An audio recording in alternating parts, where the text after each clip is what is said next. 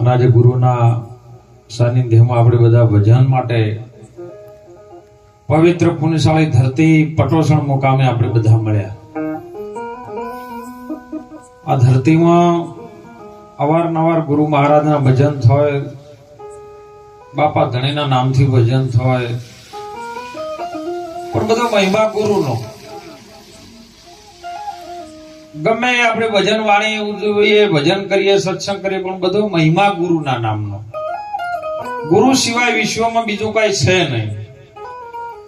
રીત ભલે અલગ હોય પણ મહિમા ગુરુના નામનો. એટલે આજે પટોસણની આ પવિત્ર ધરતીમાં સુંદર આવું કાર્ય કરવા બદલ તમામ સ્વયંસેવકોને, ગ્રામજનોને, જેમને આવા ધર્મના કાર્યમાં સુંદર એવો હાથ લંબાયો છે, એવા દાનવીર દાતાઓને પણ ખૂબ ખૂબ ધન્યવાદ છે.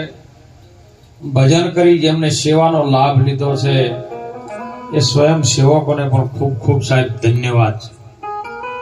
વધારેલા હરિગુરુ સંતો, પ્રભુ ભક્તો, સંત માતાઓ દરેકના ચરણોમાં કોટી કોટી વાર વંદન કરું છું. વાણીની અંદર સુંદર મહાપુરુષોએ આપણને વાત બતાવી છે. એક એક વાણી જો આપણે તપાસ કરવા બેસીએ તો એ વાણીમાંથી આપણને બધું મળી જાય. આ તો વાણી છે ને પરાપરથી આવે છે સાહેબ. વાણી રે વાણી મારા સદગુરુની વાણી, મને જીવતા પરણાવીને બાવે મુવા ઘેર માણે. આજનો મહિમા એ અનાદિથી ચાલ્યો આવે છે. જેમ જેમ આ ભારતના ઋષિ મુનિએ સાહેબ આપણી વચ્ચે એવું જ્ઞાન મૂક્યું છે, પણ મથવા માટે કોક રમેશભાઈ તૈયાર થાય. આ તો 2-4 વર્ષ નહીં પણ 20 વર્ષ પહેલા એવું આવતું, ગોમત રમવા વાળા આવતા અને 2 કલાક પાત્ર ભજવે અને પછી પાત્ર ભજવી રહે ને એટલે એ રિસેસ પડે ને એટલે કે ભાઈ અમારે હવે સીધાનો ટાઈમ થયો છે. ઓકે મમ્મા. પણ એ લોકો તો એવું સારું કાર્ય કરતા હતા, 2 કલાક પાત્ર ભજવતા ને પછી સીધું માંગતા. અત્યારે હવે બધાને એવું છે કે સીધું પેલું મળી જાય, પાત્ર ભજવવા નથી. મનુષ્યનો દેહ આપણને મળ્યો છે સાહેબ, આ ધારણ કર્યો છે માના એક સારા કર્મથી, બાપાના એક સારા પાલન પોષણથી, એ માતા પિતાની કઈ કૃપા થઈ ને તારા મનુષ્યનો આપણને દેહ મળ્યો છે. અને એ સદગુરુ મહારાજની અસીમ કૃપા હતી. સદગુરુ મહારાજનો એવો અસીમ આશીર્વાદ હતો કે આ ધરતી ઉપર આ જીવને મોકલું અને કંઈક સારું કાર્ય કરે ને જો કદાચ એમાંથી પ્રભુ ભજન કરે, જેમ છે એમ વર્તે. હમણાં સુંદર વાણીમાં બળદેવરામ સાહેબે વાત કરી કે સમજવાથી સુખ થતું, અને સમજે વાતને તો એ જીવ એક પલની અંદર શિવ થઈ જાય. જાડે તો થઈ ગયો, કારણ કે પરમાણ છે. પરમાણ વગર જો આપણે કહેવા દઈએ તો વાતનો મેળ જ નહીં આવે. જાડે તો એક પલની અંદર પીર થઈ ગયો. તો આપણે જાડેજા જેટલા કોઈને કરમ કર્યા નથી એમ કહું. આપણને નક્કી ખબર છે એમ જયંતિભાઈ. પાપ કે તમે દાડા કરો કે રાત્રે સમય આવે ને એટલે શરીર પોકારે સાપ રહે, ચોરી ના સવાય નહીં રહે.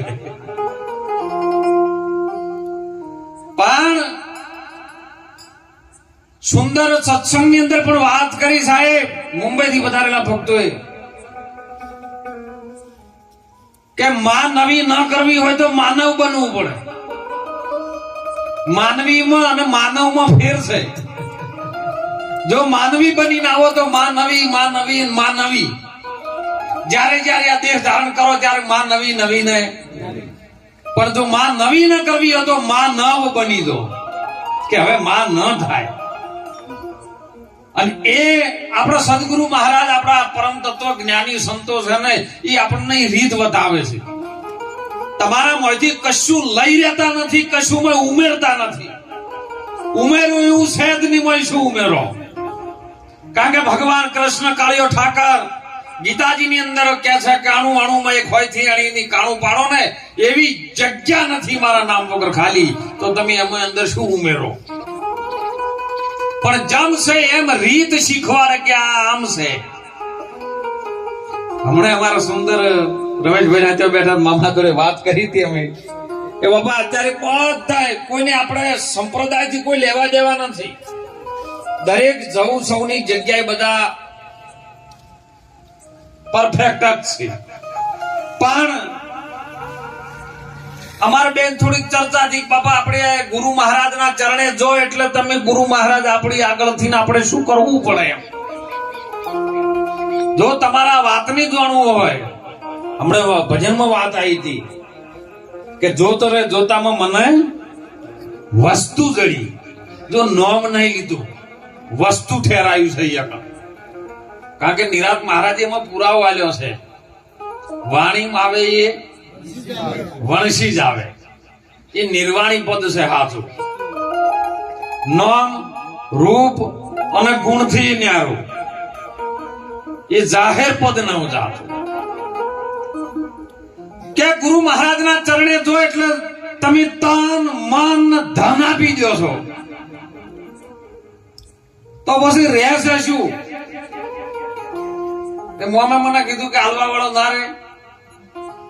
કીધું ભાઈ રહેશે ખરો પણ ચોકન રહેશે લ્યો. તન તો તમે હતું જેવો રહેતો દીધો જતો રહ્યો. જે સાધન તમે આલ્યું હતું એ સાધન તો ગુરુ મહારાજના ચરણે અર્પણ કરી દીધું, મને અર્પણ કરી દીધું અને ધને અર્પણ કરી દીધું. તો પછી મને બોધની શું જરૂર છે? તમે બોધ કને આલ્યો? બસ આ વસ્તુનો હજી સુધી ડખો પડ્યો છે, કોઈ મટાડી શક્યું નથી. અને એટલે આખા ભગતે સુંદર કીધી વાત કે આખો કે ડખો થઈ ડખો છે એનો થઈ ગયો ડુવો. આખો કે ડખો થયો છે આ વાતનો અને ડખાનો થયો છે ડુવો. આ કજિયો 4 જુગોથી પડ્યો છે. એ તો કોક પાય પાડીને મૂવો.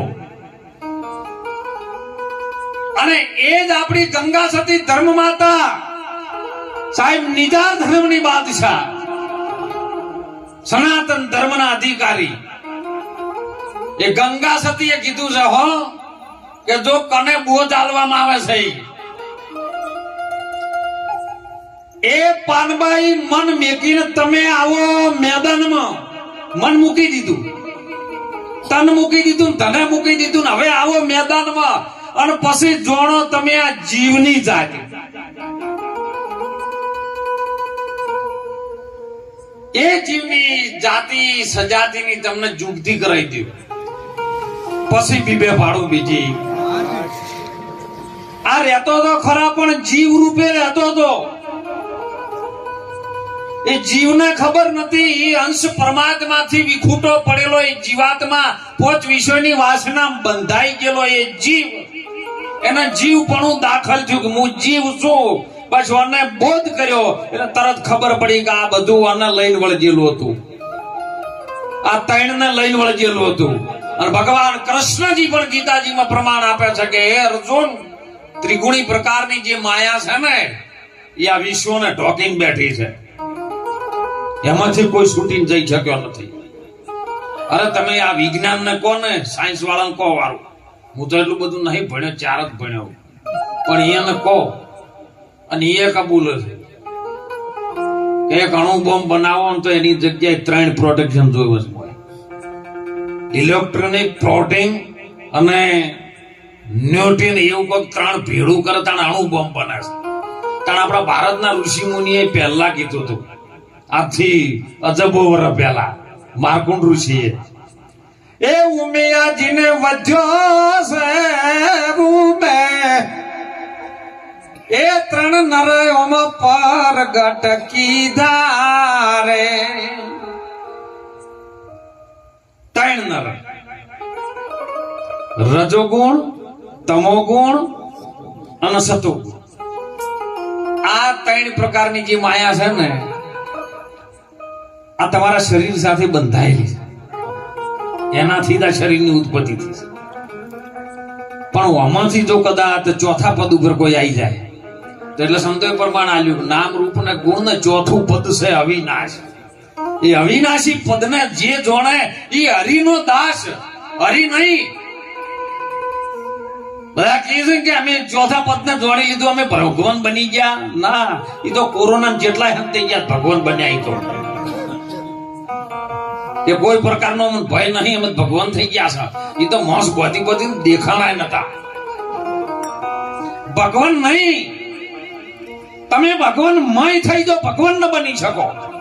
જેમ દરિયાનું તોફાન ચડે, થાય વરસાદ આવે, ધોધમાર પાણી આવે, મેઘ દ્વારા બધા નદી નાળા છલકાઈ જાય, નદીમાંથી પાણી દોટેમ દોટ કરતું હોય, અવાજ ઘોઘવાટા બહુ મારતું હોય. પણ જ્યારે દરિયામાં જઈને સમય જાય તો નદી નદી ન રહી, ના કહી શકે હું દરિયો છું. એવી હાલત તમે લય બની જો એની અંદર.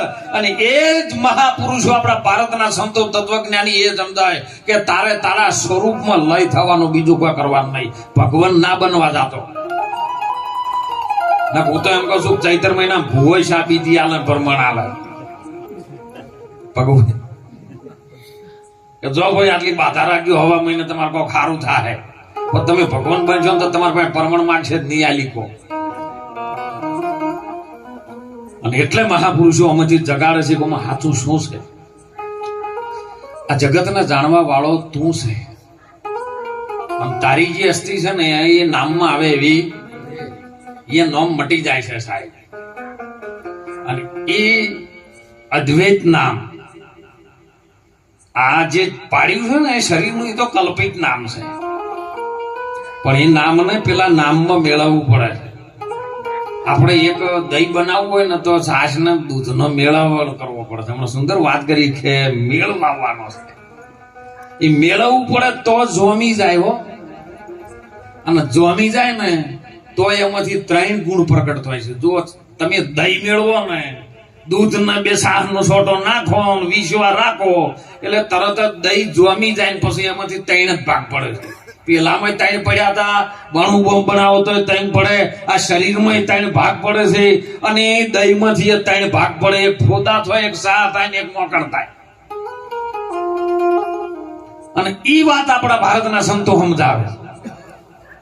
समझवान को शैन है वर्ण समझ को धोखा, राम रहीम दोनों एक है, चाय चावल खोया चोखा.